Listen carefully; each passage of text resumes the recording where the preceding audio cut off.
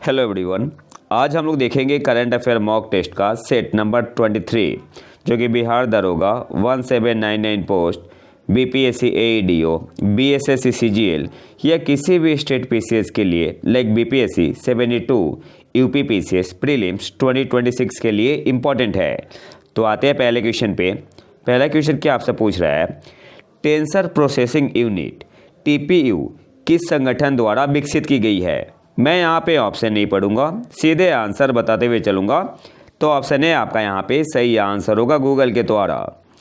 Tensor processing unit किस संगठन द्वारा विकसित की गई है, तो गूगल के द्वारा ऑप्शन ए आपका यहाँ पे सही आंसर होगा। और ये आपका न्यूज़ में क्यों बना हुआ है, तो हाल ही में मेटा बातचीत कर रहा है गूगल से to use its tensor processing unit. तो आपसे हो सकता है एग्जाम में पूछ ले टीपीयू स्टैंड्स फॉर, तो आंसर क्या होगा, तो आपका आंसर हो जाएगा टेंसर प्रोसेसिंग यूनिट। और टीपीयू है क्या, टीपीयू और custom application specific integrated circuit है और डिजाइन किया गया है specifically to accelerate machine learning and deep learning workloads particularly those using Google's TensorFlow software.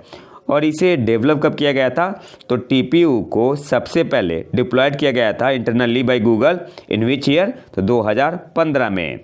अगले क्वेश्चन पे आते हैं। भारत में डिजिटल एड्रेसिंग प्रणाली बनाने के लिए डाक विभाग द्वारा प्रस्तावित पहल का नाम क्या है, तो ध्रुव नाम है। ऑप्शन डी आपका यहाँ पे सही आंसर होगा।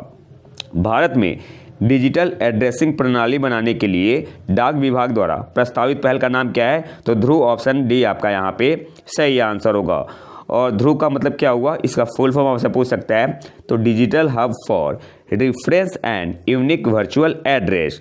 ध्रुव stands for digital hub for reference and unique virtual address.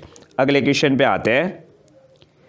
महिला शांति और सुरक्षा सूचकांक 2025-26 में भारत का स्थान क्या है, तो भारत इसमें है 131वें स्थान पे। कौन से ऑप्शन में है, ऑप्शन बी आपका यहाँ पे सही आंसर होगा। महिला शांति और सुरक्षा सूचकांक 2025-26 में भारत कौन से स्थान पे है, तो 131वें स्थान पे है। ऑप्शन बी आपका यहाँ पे सही आंसर होगा। अब यहाँ से कुछ इंपॉर्टेंट पॉइंट देख लेते हैं। सबसे पहले ये जो आपका इंडेक्स है इसे किसने रिवील किया है, किसने पब्लिश किया है, तो Georgetown Institute for Women Peace and Security and the Peace Research Institute Oslo. तो ये भी इम्पोर्टेंट है, किसने रिवील किया है, Georgetown Institute for Women Peace and Security and the Peace Research Institute Oslo के द्वारा। और इस रिपोर्ट में क्या कहा गया है, about 676 million women around the world have been exposed to conflict in the past year. A 74% rise, याद रखना है, a 74% rise since 2010 इस रिपोर्ट में कहा गया है। और इसके अलावा भारत की रैंक है 131। अच्छा, भारत का स्कोर कितना है, 0.607, ये भी इंपॉर्टेंट है। भारत की रैंक है 131 और भारत का स्कोर कितना है, 0.607। टॉप पे कौन है, तो डेनमार्क लगातार तीसरे साल टॉप पे रहा है। दूसरे पे स्थान पे है आइसलैंड, तीसरे पे है नॉर्वे, चौथे पे है स्वीडन और पांचवें पे है फिनलैंड। और सबसे नीचे कौन है, तो आखिरी पैदान पे है अफगानिस्तान। अगले क्वेश्चन पे आते हैं। हाल ही में किस भारतीय राज्य ने अमेरिकी वाणिज्य दूतावास रोड का नाम डोनाल्ड ट्रंप एवेन्यू रखा है, तो तेलंगाना। ऑप्शन डी आपका यहाँ पे सही आंसर होगा। हाल ही में किस भारतीय राज्य ने अमेरिकी वाणिज्य दूतावास रोड का नाम डोनाल्ड ट्रंप एवेन्यू रखा है, तो तेलंगाना। ऑप्शन डी आपका यहाँ पे सही आंसर होगा। और डोनाल्ड ट्रंप अमेरिका के 45वें राष्ट्रपति बने थे और 47वें राष्ट्रपति भी है। अगले क्वेश्चन पे आते हैं। आरबीआई की रिपोर्ट के अनुसार भारत में कुल एफडीआई में 1/3 से अधिक हिस्सा किन दो देशों का है, तो गिवन ऑप्शन में ऑप्शन सी आपका यहाँ पे सही आंसर होगा, संयुक्त राज्य अमेरिका और सिंगापुर। आरबीआई की रिपोर्ट के अनुसार भारत में कुल एफडीआई में 1/3 से अधिक हिस्सा किन दो देशों का है, तो यूएसए और सिंगापुर का है। ऑप्शन सी आपका यहाँ पे सही आंसर होगा। हाल ही में आरबीआई का रिपोर्ट आया हुआ है 2024-25 foreign liability and asset sensor, और इसके अकॉर्डिंग कहा गया है कि भारत में कुल FDI में 1/3 से अधिक हिस्सा संयुक्त राज्य अमेरिका और सिंगापुर का है। USA का है 20% और सिंगापुर का है कितना 14.3%। अगले क्वेश्चन पे आते हैं, महिलाओं के विरुद्ध हिंसा उन्मूलन के अंतर्राष्ट्रीय दिवस के अवसर पर किन संगठनों ने संयुक्त रूप से 2025 फेमिसाइड रिपोर्ट जारी की? तो गिवन ऑप्शन में ऑप्शन बी आपका यहाँ पे सही आंसर होगा, UNODC और UN वुमेन ने महिलाओं के विरुद्ध हिंसा उन्मूलन के अंतर्राष्ट्रीय दिवस के अवसर पर किन संगठनों ने संयुक्त रूप से 2025 फेमिसाइड रिपोर्ट जारी की? तो UNODC एंड UN वुमेन। और UNODC का मतलब यहाँ पे क्या हुआ, United Nations office on drug and crime. और इस रिपोर्ट में एस्टिमेट किया गया है कि 83,000 जो महिलाएं और लड़कियां हैं, 83,000 womens and girls were killed in 2024, deliberately killed in 2024। इसका मतलब यह जानबूझ के। तो 2024 में जानबूझ के ऐसा एस्टिमेट किया गया है कि कितने महिलाओं और लड़कियों को जानबूझ कर मारा गया है, तो 83,000 वुमेन्स एंड गर्ल्स।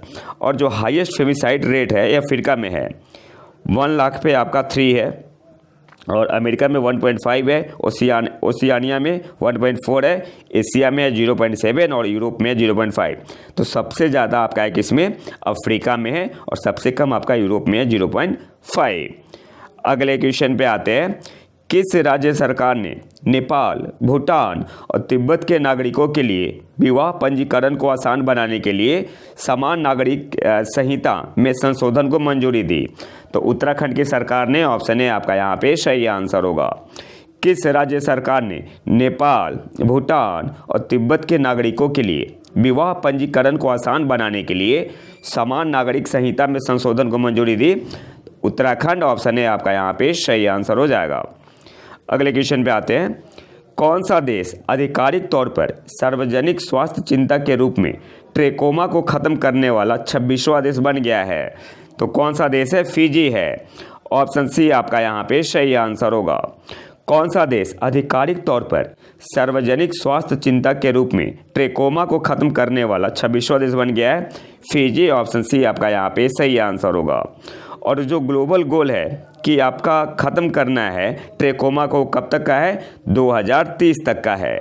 अगले क्वेश्चन पे आते हैं, किस संस्थान ने भारत को एक अग्रणी क्वांटम संचालित अर्थव्यवस्था में बदलने के लिए road map on transforming India into a leading quantum powered economy जारी किया है? तो नीति आयोग का जो फ्रंटियर टेक हब है इसने रिलीज किया है। तो ऑप्शन बी आपका यहाँ पे सही आंसर होगा। किस संस्थान ने road map on transforming India into a leading quantum powered economy जारी किया? तो नीति आयोग। जो नीति आयोग का फ्रंटियर टेक हब है इसने रिलीज किया है। ऑप्शन बी आपका यहाँ पे सही आंसर होगा।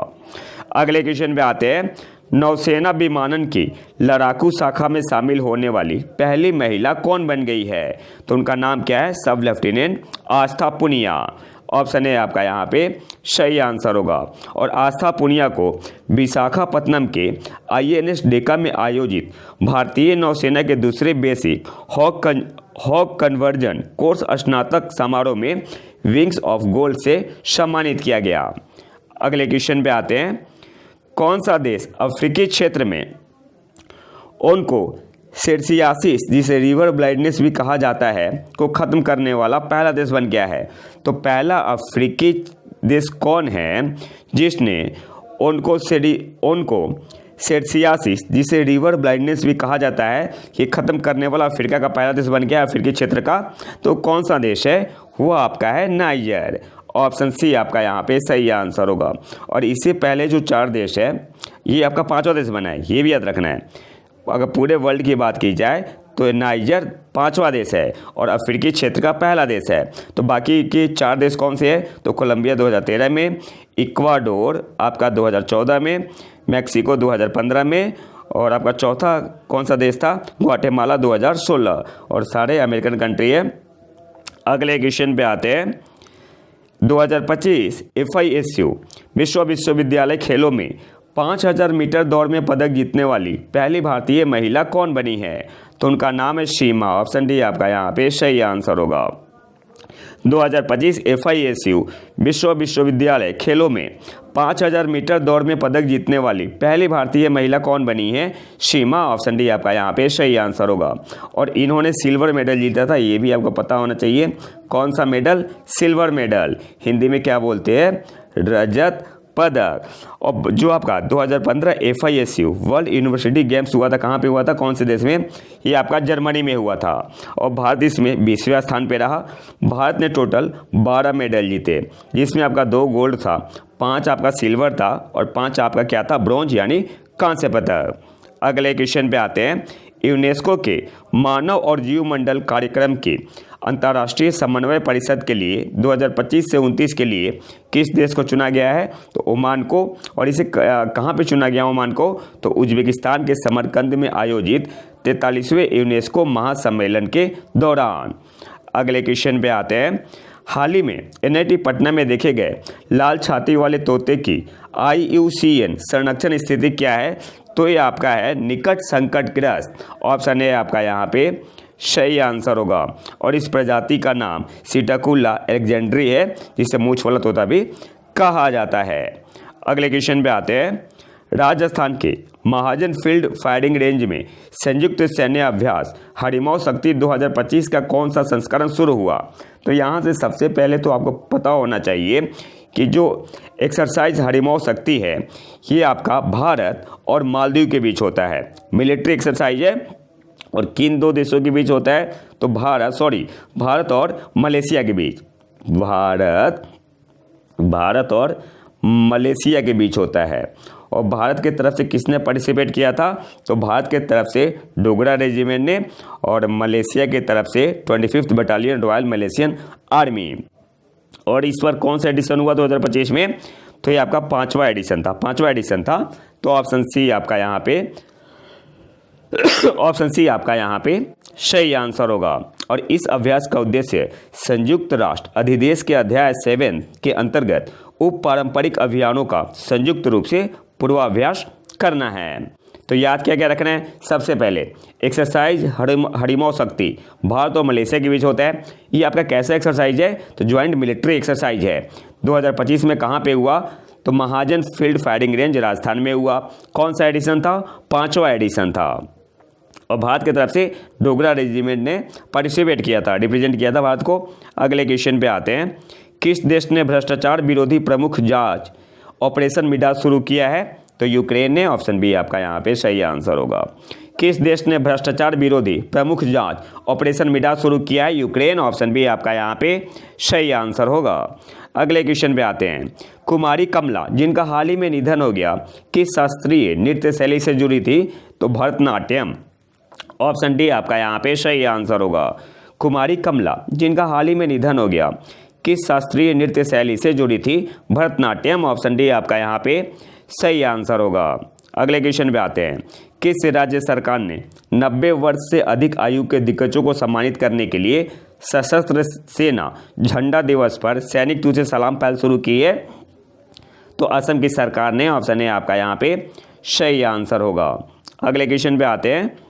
मेटा प्लेटफॉर्म द्वारा भारत के किन शहरों को अंडर सी केबल परियोजना, और इस परियोजना का नाम क्या है? वाटर अर्थ के लिए लैंडिंग साइट के रूप में चुना गया है।